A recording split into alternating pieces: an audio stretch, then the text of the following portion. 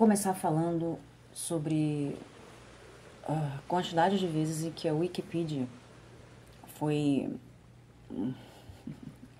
atacada, digamos assim, a gente pode falar atacada, pelos seus próprios editores. Se vocês conhecem como a Wikipedia funciona, vocês sabem que quem edita, quem cria conteúdos, quem cita fontes, quem coloca o grosso do conteúdo da Wikipedia são os próprios internautas. Para usar uma palavra bem antiguinha, são os próprios usuários do sistema da internet. São as pessoas que acessam, que utilizam e que contribuem com a Wikipedia. Inclusive, wiki, né? Já tem esse conceito, né? Wiki. Tudo que é wiki é criado, é gerado com a participação das pessoas que acabam se beneficiando. Então, você vai na Wikipedia para ler alguma coisa sobre um determinado assunto que te interessa. E aí você vai navegando e vai vendo que tem coisas que estão incompletas, que tem coisas que não tem fontes citadas. Aí você vai lá, pesquisa rapidinho, procura, ou então você tem alguma informação que não está na internet, mas que você pode inserir um jornal, uma coisa assim. Agora é mais raro isso acontecer, mas acontecia. E ainda pode acontecer. Fotos, documentos, e você pode inserir nesse verbete da Wikipedia. E de qualquer outra wiki, de qualquer outro wiki site que tem por aí. Inclusive tem muitas séries, coisas da parte de literatura, parte de televisão, cinema, enfim. Tudo tem as suas wikis aí específicas, né? Vou mostrar para vocês que, assim como tem aquele pessoal que está com boa vontade, está disposto a sempre atualizar esses sites com informações mais verídicas e completas possível, também temos o outro lado da moeda.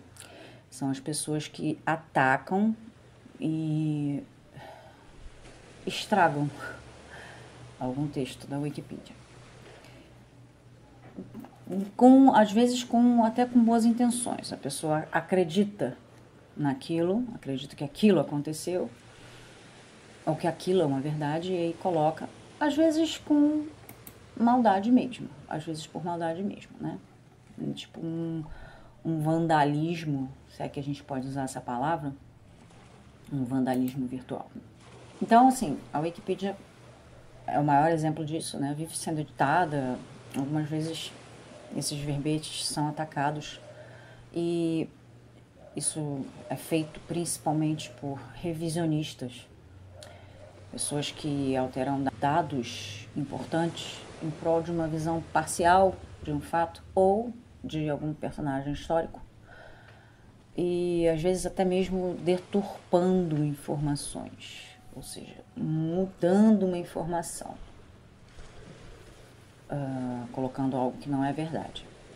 Isso é um reflexo de como as narrativas, que a gente já vem falando, né, bastante, são usadas sempre para forçar a opinião pública, com isso alterar eventos futuros baseado em fatos que, na verdade, não aconteceram.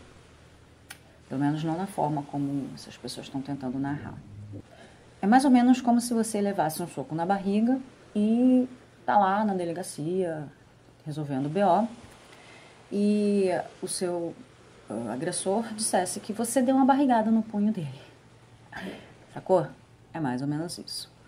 Ou se alguém te dá um tapa e depois fala que ia só fazer um carinho em você, mas não mediu a força.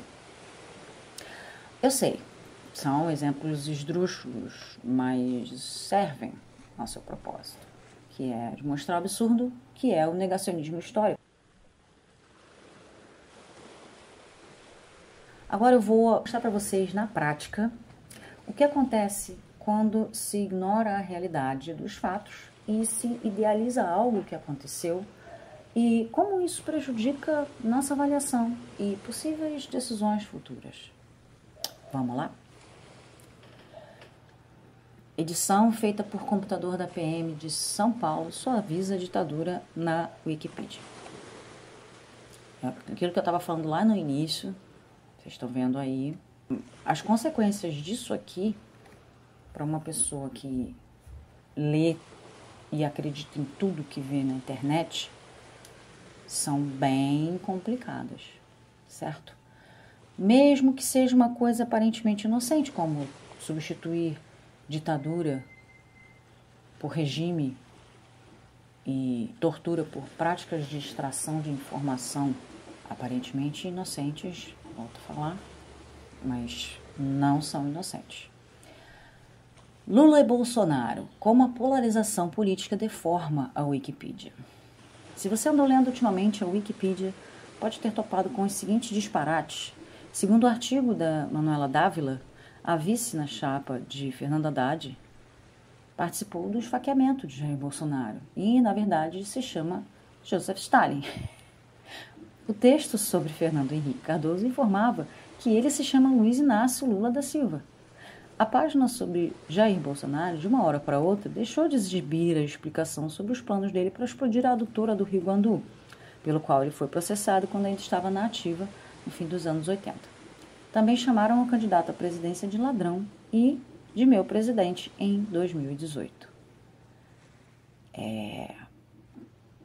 Claro que, obviamente, depois de identificadas essas alterações, provavelmente pelos próprios usuários que estranharam, a Wikipedia retornou às informações das edições originais. Mais um aqui. Servidor do governo troca ditadura militar por regime militar em artigo na Wikipedia. As palavras têm poder. Quando eu deixo de especificar esse período como sendo uma ditadura, eu altero a dinâmica de funcionamento daquele sistema de governo. O que é uma ditadura? Ditadura é um governo onde uma pessoa ou um grupo específico tomam todas as decisões pela lógica, sem levar em consideração os interesses do restante das pessoas que estão ali. Inclusive, muita gente gosta de jogar o outro lado, que num primeiro momento do socialismo haverá e houve nas experiências socialistas a ditadura do proletariado. E aí as pessoas falam, mas vocês querem implantar ditadura. O que é realmente a ditadura? Sim, a ditadura é um governo onde uma pessoa ou um grupo toma as decisões. Quando a gente fala de ditadura do proletariado, quer dizer que os proletários, ou seja, o grupo de trabalhadores, é que vai tomar as decisões. Isso está correto. Isso não tem erro nenhum aí. Essa informação procede. O problema é que quando a gente fala em ditadura, e isso me ajuda até aqui nessa argumentação. Quando a gente fala de ditadura, a pessoa pensa em algo ruim, simplesmente porque todas as ditaduras, sem ser as do proletariado, todas as ditaduras davam plenos poderes a uma pessoa da elite, a uma pessoa que não estava preocupada com os interesses do povo.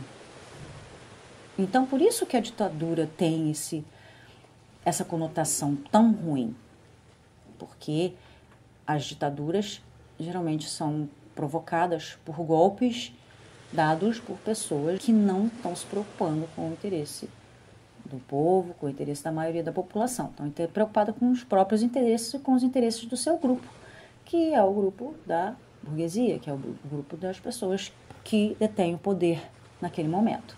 E aí é por isso que é muito ruim você trocar ditadura militar por regime militar. Porque você sabe que ditadura nesse contexto é ruim. Tanto é que você tira, porque você quer suavizar. Não, ditadura militar não foi ruim, não foi tão... Então vamos tirar a palavra que todo mundo não gosta, todo mundo tem, acha ruim. Vamos trocar por uma mais suave, uma mais leve, uma que as pessoas ainda não entendem direito, certo? Então, Que fique claro, se você for procurar ditadura no dicionário, você vai ver que é isso, tá? Não é, não é necessariamente conectado com eu te calar, muito pelo contrário. Se eu sou proletário, e a maioria das pessoas que vivem num país é proletário, porque a maioria das pessoas está integrando a força de trabalho, nós somos os que constroem, que produzem, que prestam os serviços, e esse governo nos dá poder, plenos poderes de tomar decisões, isso só pode ser bom para a gente. Claro que isso não vai ser bom para o outro lado, que é o lado que está agora no poder, que é o lado dos poderosos agora, dos burgueses, dos empresários, dos políticos que estão atualmente no poder. Não vai ser bom para eles? Sim, não vai ser bom para eles no sentido de que a primeira coisa, provavelmente, que vai acontecer é que a gente vai frear esse ímpeto de acumulação que causa essa desigualdade social entre a gente.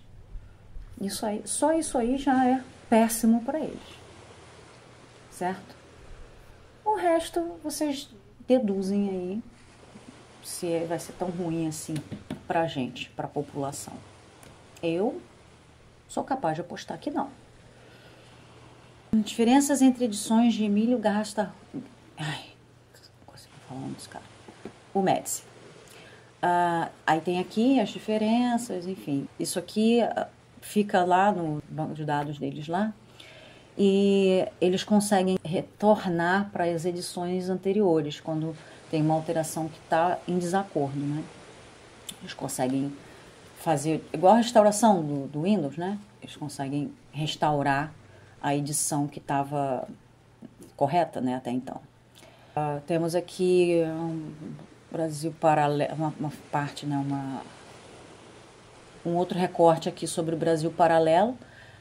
Tentaram mexer também, só que, enfim, tá aqui. Brasil Paralelo é o nome fantasia da LHT Higgs Limitada, uma empresa brasileira fundada em 2016 em Porto Alegre. A empresa faz cyberativismo através de filmes com formato documentário sob viés de direita política, especificamente a nova direita, e do cristianismo. Além de ter publicado notícias falsas, o discurso do Brasil Paralelo é considerado milenarista e conspiracionista. Historiadores também criticaram a empresa pelo conteúdo negacionista e anti-intelectualista dos vídeos, que distorcem fatos históricos como a ditadura militar, a escravidão e a colonização do Brasil, e promovem as teorias conspiratórias e negacionistas de Olavo de Carvalho, Jair Bolsonaro e Ernesto Araújo. Essa era até 8 de setembro a definição de Brasil Paralelo na Wikipedia. O usuário FM Donadel, que se identificou como advogado da produtora gaúcha, discordou do texto e no fórum de discussões de verbetes da Enciclopédia Digital pediu alterações na página, alegando que as atuais informações nela inseridas são inverídicas e foram escritas para denegrir a imagem da empresa. O verbete da produtora Brasil Paralelo na Wikipedia é uma página protegida, isso é, atualmente há restrições para editar o texto. Proteger uma página é uma medida extrema reservada a casos nos quais a discussão não surte mais efeito, informa a Wikipedia. Tentamos colaborar na página da Wikipedia, mas não podia mais editar, corrigir informações e submeter fontes novas no verbete. Aí nosso escritório jurídico entrou em cena, diz Lucas Ferrugem, um dos fundadores da produtora Brasil Paralelo, que considerou o texto absurdo e difamatório. O verbete é alvo de disputa de narrativas, definem Lucas Pentar e Pedro Toniaso Terres, autores da história na Wiki, um desdobramento do projeto Teoria da História da Wikipedia, realizado pelo Núcleo de Estudos em Políticas da Escrita, da Memória e da Imagem da UFSC, Universidade Federal de Santa Catarina.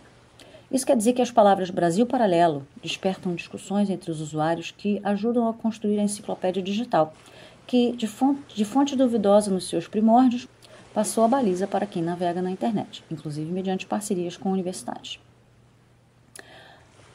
Perceberam o quanto isso pode ser danoso?